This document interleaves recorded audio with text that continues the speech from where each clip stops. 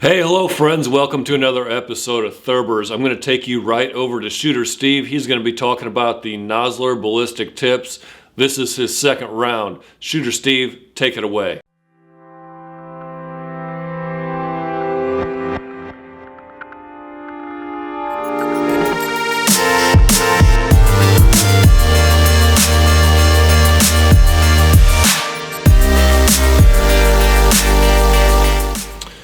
Hi everybody, I'm Shooter Steve. In case you're just now tuning in for the first time, I am doing some testing. I have my Encore handgun, and it's a 7mm 08, and I'm doing some testing with 3 different brands of ammunition, all 140 grain bullets. And what I'm doing here is I'm starting out with the cheapest bullet that each of these companies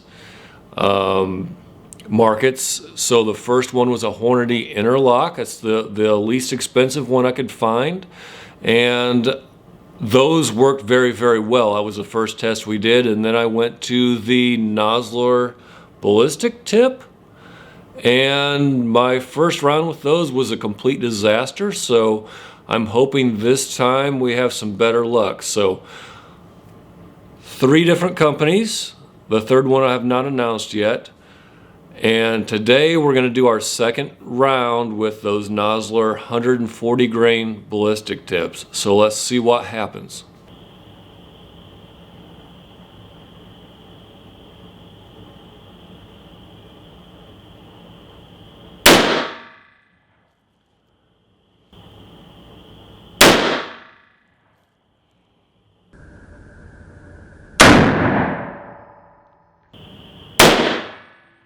Hey everybody, Tug here. On my next episode, I'm going to be clearing out some of the trail systems here, and I'll tell you why it's vital to do that now, this time of year, and it may be the difference between you taking home that nice buck or skinning out that forky because that's all you saw next fall.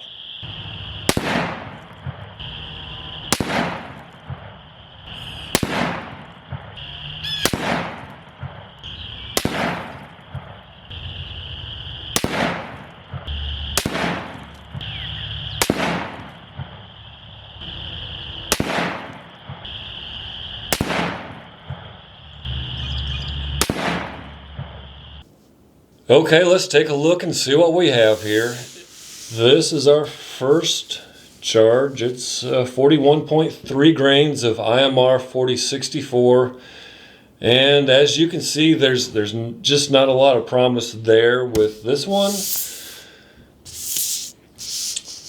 Our next charge weight moving up 0.5 grains.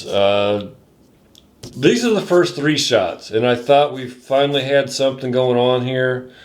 But then we had these 2 flyers, and I'm going to tell you, nothing felt bad about those shots. I had good squeezes. They were right on target when it went off, and that's just the way it went.